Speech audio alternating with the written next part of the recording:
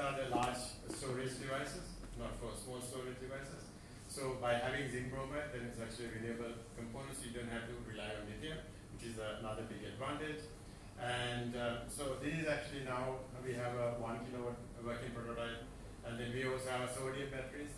So this is one of the world very first, to have sodium batteries. Now a lot of people are actually coming up with small sodium batteries. And sodium is a very good contender to lithium. So we also in Sri Lanka has that sodium batteries we've been developing. And I've seen some of the papers today. Then we've been working on solid state batteries, and we've got pretty good results right now. And then with the solid state, we work on supercapacitors as well. So that is another project that we've been developing with the Uovelas, Samarasinghe, with Peradeniya. So all these universities, Minister, if you don't know, but still we are working with all the universities. But whenever we do a high IPR, so this IPR will be commercialized, and that particular portion will be partly owned by the universities as well. So my whole idea is to make these active, huge researchers and make it to become products, so that the product revenue can not only benefit us, but also the universities as well. And inherently, you can use that particular money to make those universities become seriously research universities. So that is my true innovation. So I just want to show you all carbon dual ion battery project. So all these things, you can see on the bottom that all these things, the all carbon batteries are environmental friendly and materials are available in Sri Lanka. So all these materials are also, we are sourcing from Sri Lanka, not from outside. So it's another advantage. In Japura, we do a solar cell, and we have reached actually better than 25% right now, which is quite cool. And then we also invest quite a lot in nutraceuticals. So I have, I myself, for the last 18 years, I never taken a Panadol. I only survive with herbal medicine in Sri Lanka. So I know that it works, and I know it works much better than the Western medicine. So I actually invested in a pharma company, only using nutraceuticals and also the Helemelekam. So the amount of medicines that we have created right now, I mean, for me to live for 16, 17 years with the Sri Lankan medicine, it's just a living proof. So I haven't had a Panadol. Seriously, I never had a Panadol. And then we have medicines for cholesterol, so we have medicines to clear your heart, and we have medicines to do whatever you want. And then it's actually truly amazing. And these are amount of research work we've done, not only creating a medicine, but we have done the clinical tests as well. And you don't see a single medicine that actually grows the cartilage back. And we have oils that grow the cartilage back. And we have medicines, within about 2 weeks, it will clear all your arteries. So if you have a blockage on your heart, that clears it. So one of the good examples, I'll tell you. So my mother was in ICU about 5-6 years ago. So she was about 80 something, 79, 80, and then 79. She was in the ICU. And then I went rushed in and I checked what happened, and she said, they said that she has 4 blocks, and it's very critical, 95, 96, 98% block. So only thing is that she has to do bypass surgery. So though I know the doctors, I challenge with them, I know the anesthesias, I challenge with them. And then they said that we have to do the bypass, and you only have hours to do it. Then I said, no, we don't have to do the bypass. And I saw the whole thing. I said, I can cure without the bypass. So just imagine that somebody is in your hospital in ICU bed, and then critically ill, and then I'm just talking that I'm going to cure without the thing. So then everybody said that, are you stupid? I said, no, I'll take my risk. And then my brother and sister, I said, if you want to do this one, you go through the bypass, and there's about 2% at that particular age, 20% can die on the operating bed. And you have chances of living is about 70 to 80% on that particular age during the bypass. So if you want to take that particular chance, you take it. If you don't, I will take the responsibility, or I'll take her out from ICU. So they got scared of that 30% issue. They said, you do whatever you want. So I took her out from the hospital. I took her to my doctors, and they had a look at it. They said, I'll cure it within about 2, 3, 4, 5 weeks of thing. And today, she has no blocks, and she's been surviving for the last 5, 6 years.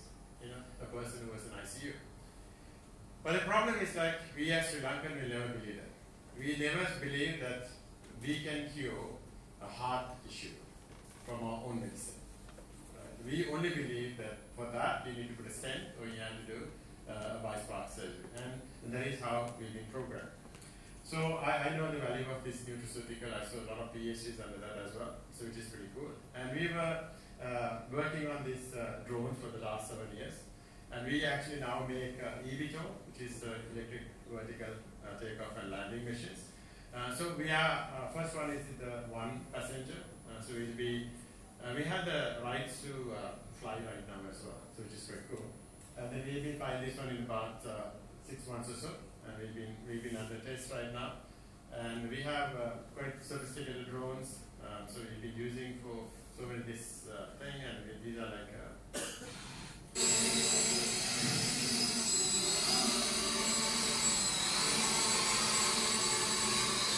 these are kind of a drone that actually shows you vertically taking off, and it becomes like a plane. And then so we don't need a landing strip, so we don't need a takeoff strip.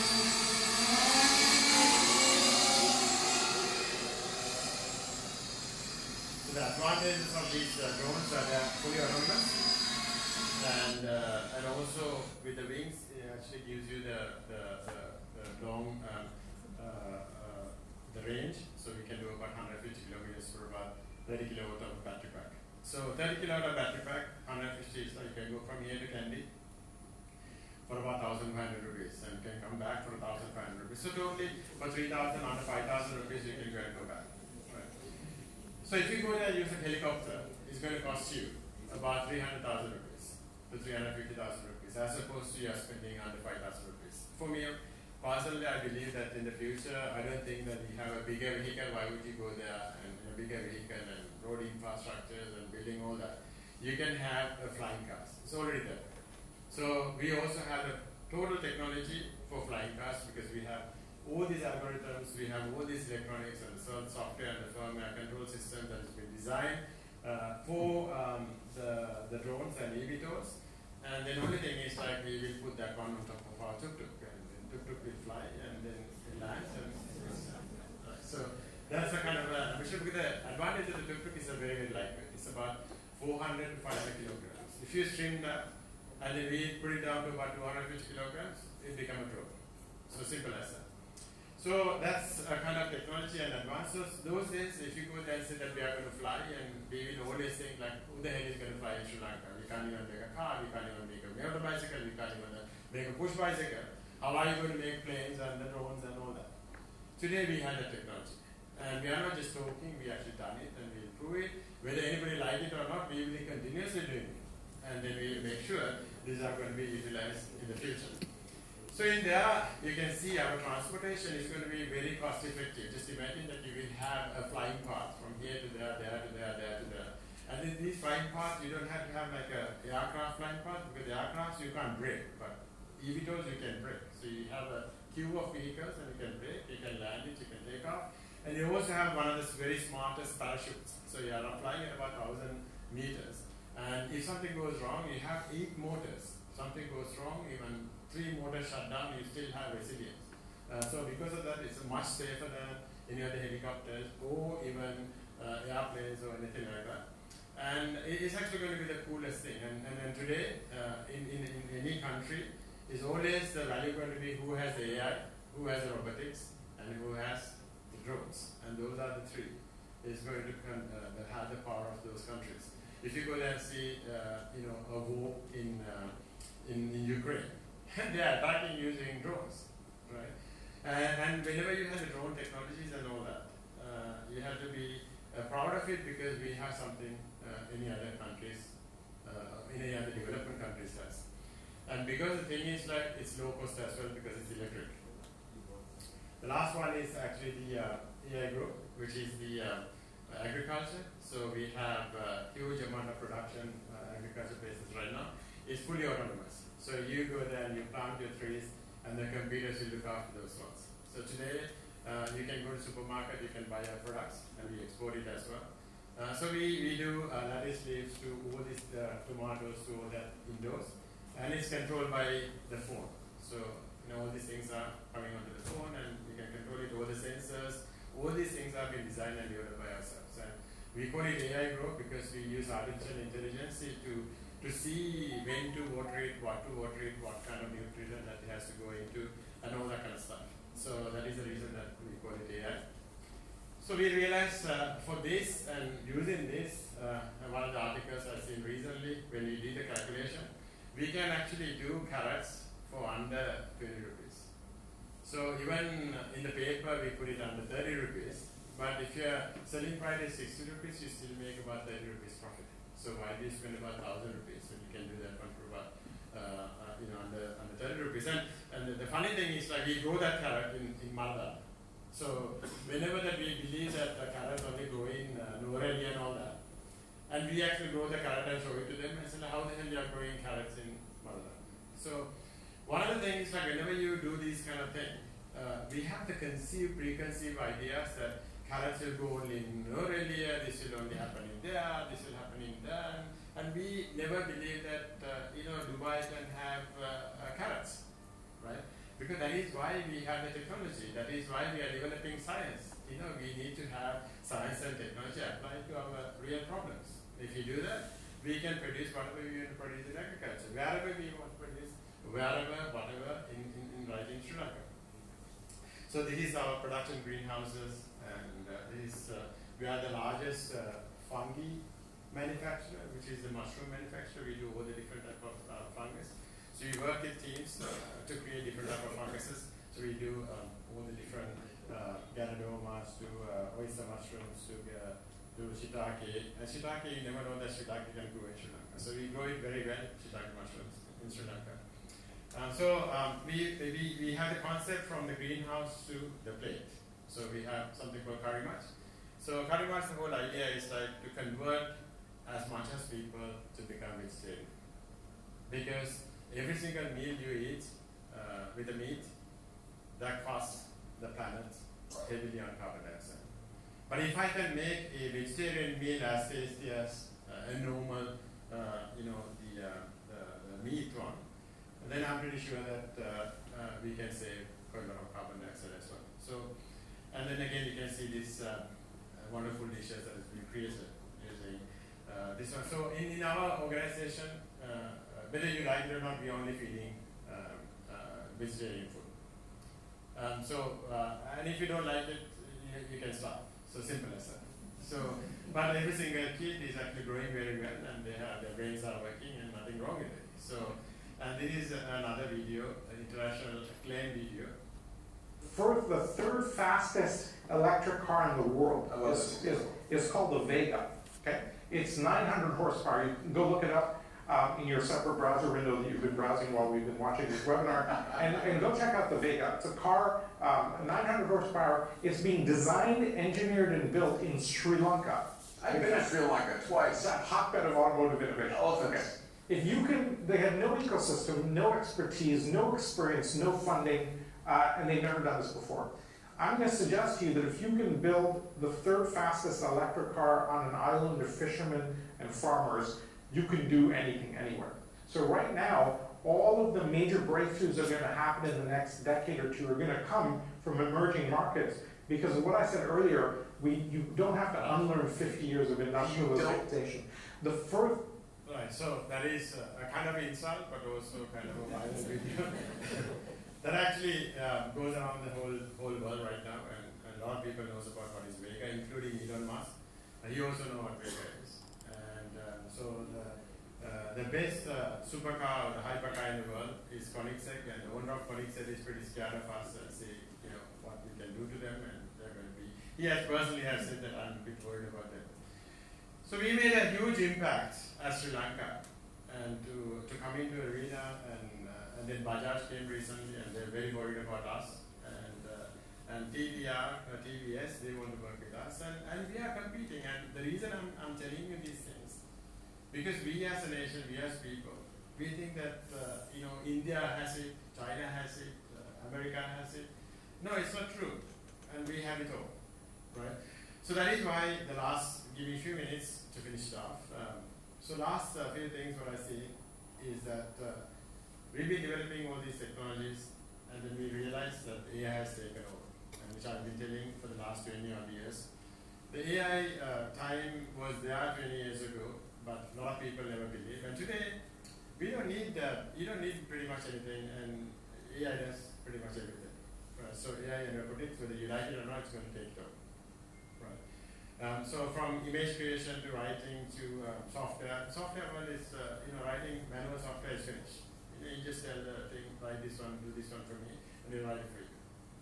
So now we're looking at things like electronics and mechatronics and mechanical and all that has a value. So why it is going to be valuable in Sri Lanka? Because today we are blessed to have a lot of water. Right? This country is full of water, full of fresh water. If you go there and have a look at all the Gangawal and Oyawal and all these things, we have about 120 around the country. 120 big rivers and oyas around this country. So we have a lot of fresh water. And wherever you grow something, we will grow. So basically, if you go there and put a posate and a coconut tree and a jack tree and a mango tree on your birthday, and if you do follow that one for 2 years, if you don't have a land, you can go there and do that one in a government land. I don't think that anybody is an issue. I mean, I go there and grow coarse grass and coconut grass along the railway track, right?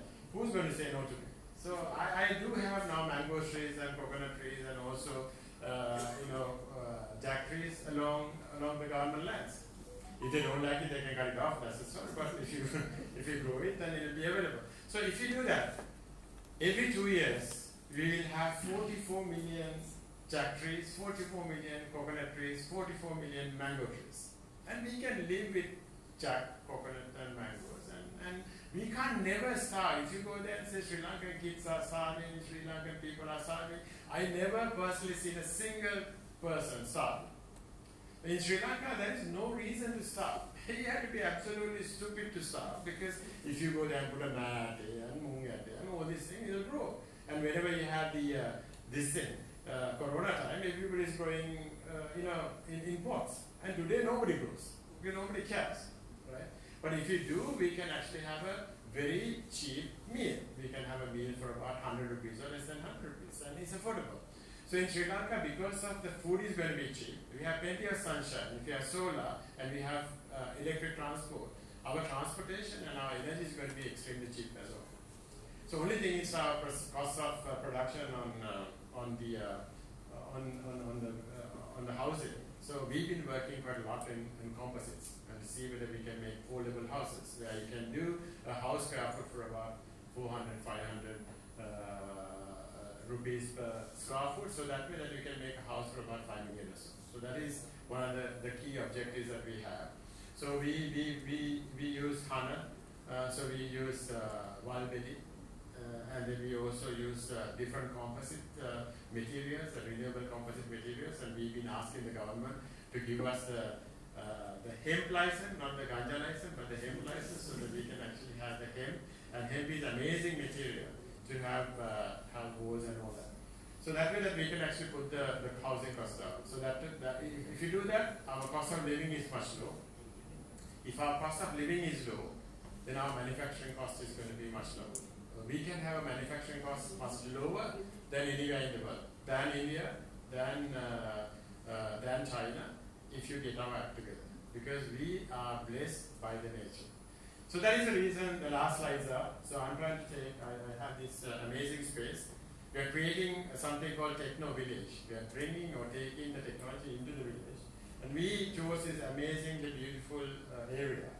And we make the technology inside that area. So we have the lakes, we have the hills, and then we have offices, and we build these spaces in up on the hills. So in there we give them the food and the accommodation, and we grow our own food, we have our own vegetation, so we have our own water, we have our own solar energy. It's a little sustainable village. We are growing technology inside. So the main purpose of this sustainable village, so these are all grown right up on candy. It's about 40 minutes from Candy Town. And so we grow all that, and then we have the food, and then we also have the stay. So we give them accommodation, and we have now about 35, 40 young kids working with us. So one of the things that we do in here is like we have the recreation, we have the food, we have the lodging, and then we also encourage, so Minister, you have about 280,000 people sitting for A-level, out of which only about 50,000 goes to state university, and 50,000 goes to private university, and 20,000 will go abroad. So we left up about 150. So this rice is being created for the leftovers. So I'm trying to absorb the people who are extremely passionate but doesn't have a proper formal A-level results or O-level results, but they are extremely passionate about developing technology. So I'm getting those kind of kids and train them up to become AI engineers, train them up to become electronic engineers, mechanical engineers, mechatronics. And today we have the villagers that come there, they become part of it, and we have this like little kids coming from the Lima, and then we train them up to become a professional. So that particular village, today we have people become welders, some people become builders, some people become agronomists and all that. So we can build this little ecosystem where the village also benefits and the country also benefits, and also children and kids love it because our temperatures over there is about 20 degrees, 25 degrees, and we don't need air conditioning and all that. So it's much easier. So it's a brand new thing, and finally we build this one to make sure that we have up on the hills to develop your mind. So another day, in the future of anything is going to be coming from the wisdom, not from the knowledge. Because knowledge, you can take it from here. But the wisdom, you can't take it from here. So as much as we blame this country is one of the most valuable or the most valuable country in the world for me. Because I never seen any country better than this than anywhere else. So this is where you can get everything from the water to food to and finally develop your mind. And then the day you die, you know exactly where you're going next from. So thank you very much for your science. I think focus on saving the planet and making sure that you apply all this science into a product. Otherwise, it's just a waste of time. If you make every single science thing that to become a product, this country wouldn't have to have any of these issues right now. So we only have a $45 billion debt. It's a very small thing. $45 billion is nothing. Apple's value is about about $2 trillion, now $3 trillion. So their profit is about $190 billion. So 1 year profit is much bigger than our entire debt. And then lastly, our entire debt is not caused by the, if you go there and calculate the entire debt, you look at subsidizing power, subsidizing water, subsidizing petrol, and all that costs the government about $3.5 billion a year. Thank God government stopped that. Now $3.5 billion will be saved. After 10 years, you are saving $35 billion. 15 years, you are paying the debts off. Simple as that. If you do all these science, technologies, and innovations, you will pay the debt off in about 3-4 years.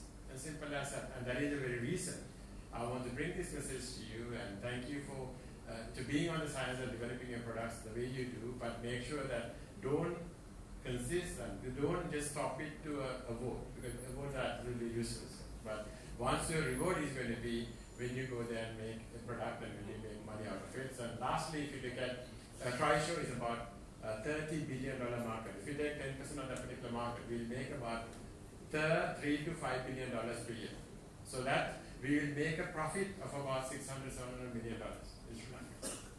So we can control the whole Sri Lankan economy by just having the tuk-tuks and motorbikes. Simple as that. So if you think about in that level, this country doesn't have no problem. Because we don't have any problem, we try to create problem. That's the only thing. So we, see, in the English guys, they have serious amount of problem. They have problem of the weather, they have problem of the, to pay the mortgages, they have problem of transporting and all that. So they don't have any, they have a lot of problems they have to resolve.